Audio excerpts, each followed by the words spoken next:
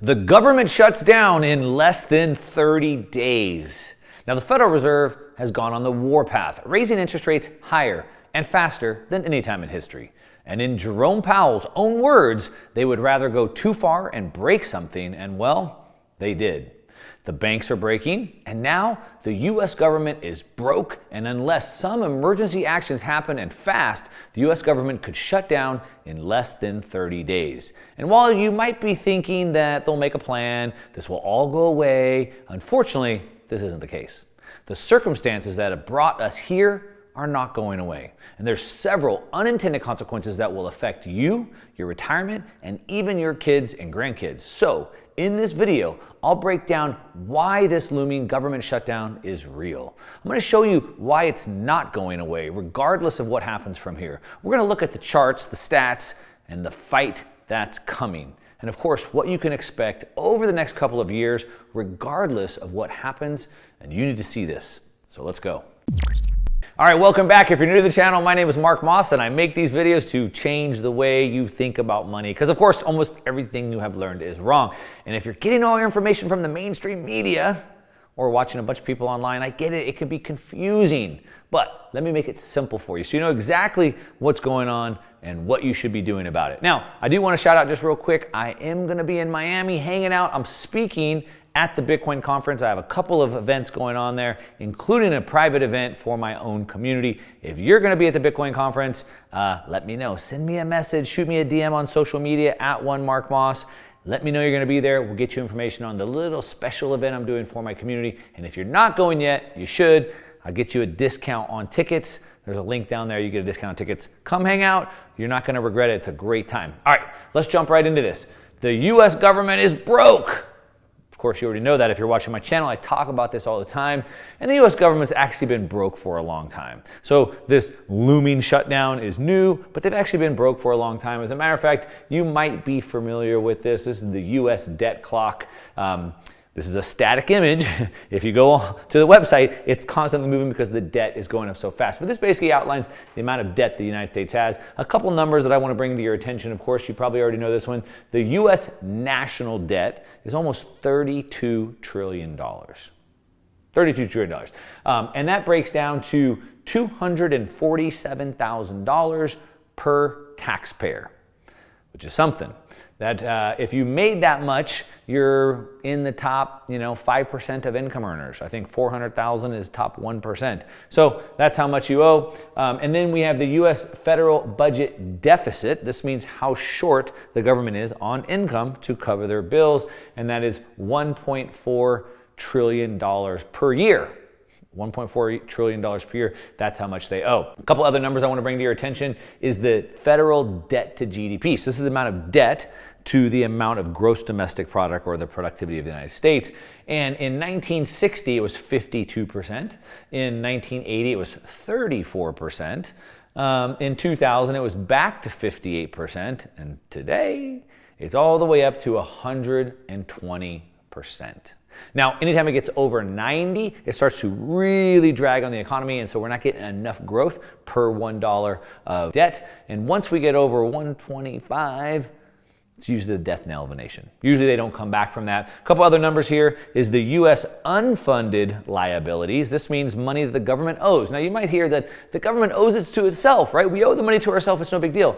No, the government owes money to you. Your pension fund is probably in the government bonds. Other nations are in government bonds, and so we owe the money to you. But it's also unfunded liabilities. What does that mean? Unfunded, such as your Social Security, your Medicare benefits. What's important to understand about this is it's not like we can just print the money. If the government owes you medical services, they can't print the money for medical services. Medical services go up in time with inflation, and so the amount of money the government is going to owe is going to go up. Right now, it's almost $200 trillion of unfunded. That's what they owe, but they don't have in the bank for that. All right, now, you might have heard some statements like this before, that there can be no defaults with a money printer. As a matter of fact, let's hear from Alan Greenspan. You can hear it directly from him. This is not an issue of credit rating. The United States can pay any debt it has because we can always print money to do that. So there is zero probability of default. All right, so Alan Greenspan was the head of the Federal Reserve, and so he was asked, is our bond still a safe place to put money? And he said, of course, no nation with a money printer could ever default. And of course, I make this statement all the time. Why would they? If they can just print the money, of course they would, except for that there's two types of defaults. There's a deflationary default, where they just don't pay and everything crashes, or there's an inflationary default, where they just default and print the money. And as a matter of fact, the United States has done this several times, 1790, 1861. Both of those dates were before the Federal Reserve. But in 1933, the government owed a bunch of gold because they printed too many gold certificates, and they seized all the gold and just stole it and then revalued it from 20 an ounce to 35 an ounce. Then again, 1971, the U.S. owed gold to all the nations of the world per the Bretton Woods Agreement, and they decided to close the gold window and not give the gold out, again, defaulting on the debt. So it's happened actually several times. Now, I want to just give you this for a second, because we throw these numbers around, billions of dollars, trillions of dollars. We start to lose relevance of what those are. And so let's think about this a little bit. A million seconds is 12 days. A million seconds is 12 days. A billion seconds is 31 years. And a trillion seconds is 31,000 years. 12 days, 31 years, or 31,000. So the difference from 200 billion, 700 billion. So in 2008, to save the global financial crisis, it was 700 billion. Okay?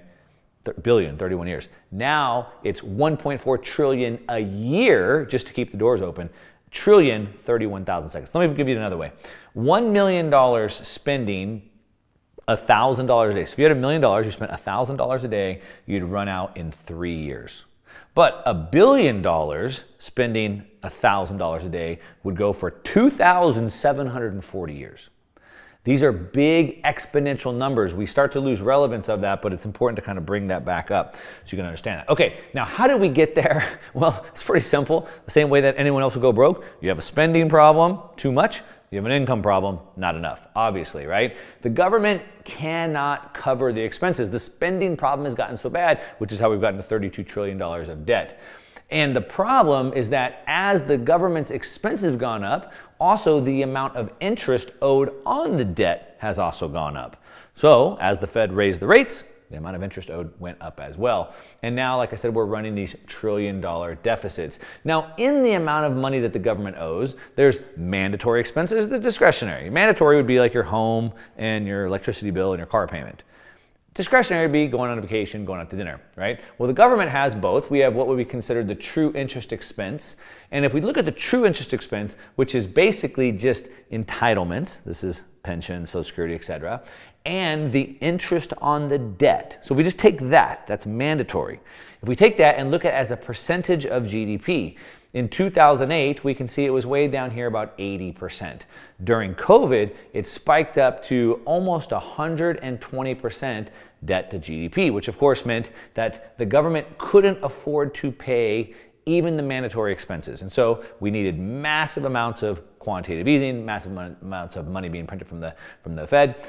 That came back down into 2022 because we had this massive stimulus. All this inflation caused prices to go up, which meant more tax receipts coming into the government. But now here we are taking off, exceeding where we were during the pandemic. This is what we call unsustainable. Now, in addition to that, because the Fed has gone on the warpath raising rates, the interest on the $32 trillion is going through the roof, and you can see just how fast that is taking off. Now, the interest on the debt, the bonds, are not all due at once, right? So there's months, there's years, all up to 30 years. So they're all different time frames on the bonds. Now, it's not all adjustable, right? It's not all due, but we do know that 50% of the 32 trillion has to be reset or rolled over in the next 3 years. 30% in the next 12 months at the new high rates. This is going to push interest expenses way higher than people can even imagine. And so this is why the government itself, the CBO, Congressional Budget Office, this is the government's own numbers, tell you right here in the total deficit that they plan on running deficits forever. 1.5, 1.7, 1.9, 2, 2.2, 2.8, 2.8 trillion per year. They're expected to go up. Now, this is also assuming that there's no recessions, like the one that's staring down at us right now, about to pop. Now, the reason why, again, is this: the spending problem and the income problem. You notice the difference here. You see the growing gap. So this is not getting better. As a matter of fact, let me just ask yourself, do you think the government will spend more money in the future or less? Well, if you understand what's going on with this whole debate, it's going to answer the question for you, and I'm going to frame that up, so just give me a second. All right, but we also have an income problem. Now, this is a big income problem. Obviously, the income isn't as much as the expenses, which is the big problem, but income is plummeting. So it's not that expenses are growing faster, which they are, but the income is also plummeting. As a matter of fact, the reason why is because tax receipts are plunging. So when the Fed is trying to crush demand, they're trying to make you broke. Bring stock prices down, house prices down, unemployment up. If you don't have as much money, you can't spend as much, inflation goes down. That's their great idea.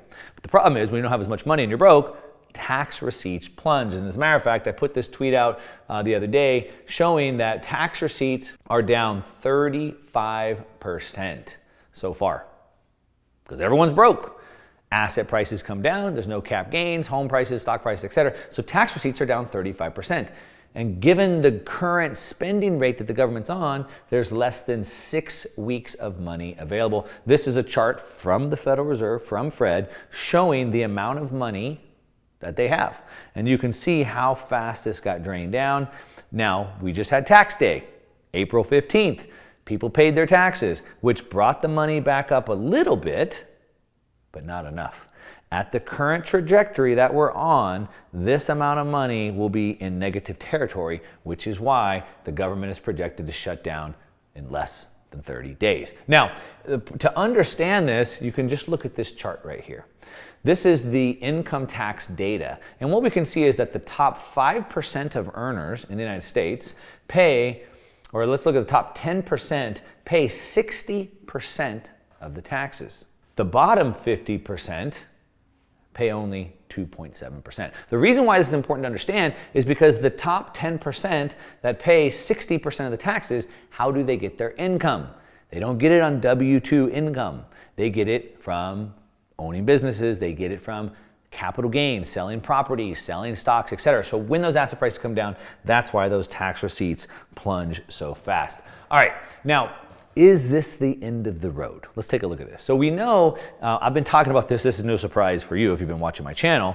And if you haven't been, then click on that subscribe button right now so you know when I put new videos out. Because I've been talking about this for a while. And what we can see, Treasury Secretary, she said that she told U.S. lawmakers that her department's ability to use special accounting maneuvers, her ability to make magic happen, to stay within the federal debt limit could be exhausted as soon as the start of June. By June 1st, less than 30 days.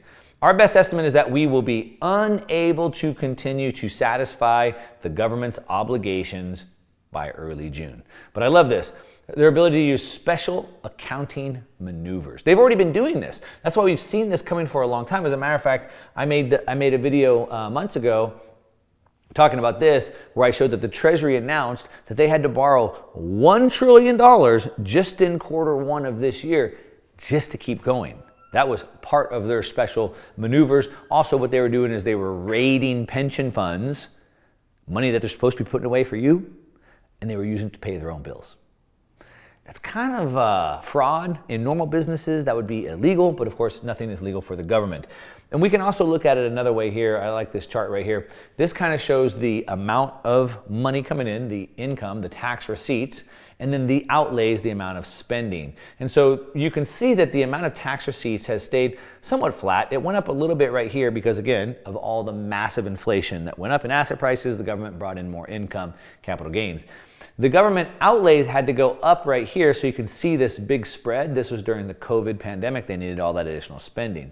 But it came back down as the income went up. So you can see it closed this gap right here. But here's the problem. Now the spending is going back up while the income is going back down. It's a very, very big, dangerous problem to be in, and it's one that's not going away. Like I said, they have less than about 30 days of income left. All right, now let me just show you what the fight is over so you can understand this, you can understand where we're going. Okay, so the fight. I don't want to make this partisan or nonpartisan. I don't want to make this about red or blue or right or left or whatever, elephants and donkeys or whatever it is. I don't care about that. What it is, let's look at what the fight is about so you can understand this. So, the Biden administration wants to unlimited amount of raising the debt limit so they can just spend an unlimited amount of money. The Republicans, which spend just as much money, Donald Trump spent more than Obama before him, so it's not right or left, but the Republicans said, hang on, you can't do unlimited. What we're willing to do is allow you to increase it by 1.5 trillion. They still want to spend more money, just one side wants to spend a little bit less. But here's the fight.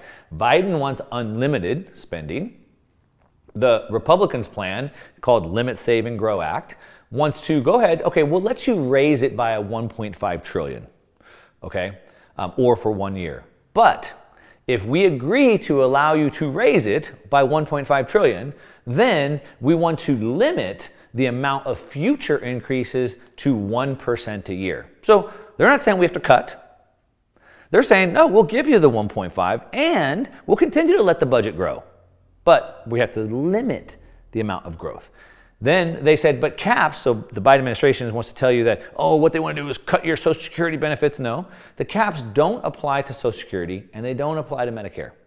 So what do they apply to? So what the deal is they said, here's the deal. We'll give you the 1.5, but we are only going to raise by 1%, so you're going to have to make some cuts. What are you going to have to cut? Well, they want stricter rules on welfare. So people that are earning welfare, people that are earning food stamps, etc., they want a little bit stricter to make sure there's not a lot of fraud there. Doesn't sound like a bad deal to me. They want to cut the $80 million that Biden, in the IRA, Inflation Reduction Act, that he put forth for the new IRS funding. They want to hire a whole army of IRS officials with guns to go shine flashlights in your account over $600. They want to cut that money. They want to repeal the student loan forgiveness. Let's repeal that back. You might know that the student loans are guaranteed by the government, and it's the largest asset on the government's books. That money coming in goes to the government. So obviously, if you cancel that, forgive that, it's going to cause a budget problem. So they said, we'll cancel that. They want to repeal some of the Inflation Reduction Act, specifically around the environmental stuff, and they want to add legislation to bring U.S. energy back, to start bringing U.S. energy back and get U.S. into energy independence again. Sound like good compromises to me. But of course, the Biden administration says, no, we're not going to accept any limitations on how fast we can grow the budget. And we're not going to accept that. So that's a standoff. So the answer, or the question, I'll go back to asking you again, do you think government spending goes up in the future or less? Both sides are saying we'll allow it to go up, but the Democrats, Joe Biden, is saying, nope, unless you give us unlimited growth, we won't accept it. All right, now, are we going to face a credit default? As I showed you the video from Bernanke, he said, hey, with a money printer we can't do it, but there are two types of a default. But are we going to default? Now, there is multiple factions around the world, including the United States. You have the Euro Davos ECB group. I believe the Obama-Biden administration is part of that, and I think there's this growing faction with the Federal Reserve that's changing. There's a possibility that, well, it's not a possibility, there's lots of people in that globalist camp, including George Soros and Klaus Schwab, and people who have publicly stated in writing, go look it up, that they want to bring the U.S. down. So, how would you do that? Well, you would force the U.S. into a default, or even the talks of the defaults do enough damage. Let's take a look at that. So we can see that right now, in 2023, is the closest that the United States has ever been to a default. But we've been here before. There's been many times that we've had these debt limit increase conversations. Of course, that's why you're probably kind of numb to them. You hear them happening all the time. And you can see this blue line shows all the times that we've had to raise the debt limit. So it happens a lot. Boom, boom, boom, boom, boom, boom. Now what we can see is that in 2011 there was a big showdown. In 2013 there was a big showdown. Of course, both times it caved, but here's what's happening. This green line right here is the credit worthiness of the government per Moody's. Right? This is the credit worthiness. Now, why does that matter? Well, just like your own credit rating, the better your credit rating, the cheaper your debt is. So the government, the U.S. government would want their debt to be as cheap as possible if you're going to keep adding trillions of dollars. But what you can see here is that the last two times we had a squabble over the debt limit ceiling, the credit rating dropped. So even if this goes through, it will still damage the reputation and the ability of the United States government to borrow. And so we're at the closest point to default we've ever been. How do we know that? Well, because people actually buy insurance on a default. It's called a CDS, a credit default swap. And what we can see in the 2011 debt ceiling fight, credit default swaps spiked big time. But then we got past it, they came back down. Okay, 2013, we had another fight. CDS spiked, not as high as before, and they came back down. Now, during COVID, right, they spiked a little bit, but look where they're at right now. Way above where we've ever been. This is the closest we've ever been, and this will do irreparable harm. And that's why I told you at the intro of the video, regardless if this gets resolved or not, this does not go away. This is a problem that will be with us for a long time. And so what does that mean? That means that the government will have to, even if this gets resolved, that means the government will have to pay higher amounts of interest. But I just showed you how the higher amounts of interest are already causing a big problem. And so you start to understand exactly what's going on. All right, now, what could happen from here? Where do we go? Well, a couple scenarios. One, a deal is made. Somehow they come to a compromise. Both sides say they're not going to compromise. We'll see how that shakes out. But what if the Biden administration decides not to make a deal? Well, they could suspend, they could try to pass a bill to suspend the debt ceiling. Just get rid of it. What is this stupid, pesky thing anyway? We could see the White House act on its own. You've heard talks about the Treasury printing a $1 trillion coin. Now, I think that's probably far-fetched in my opinion.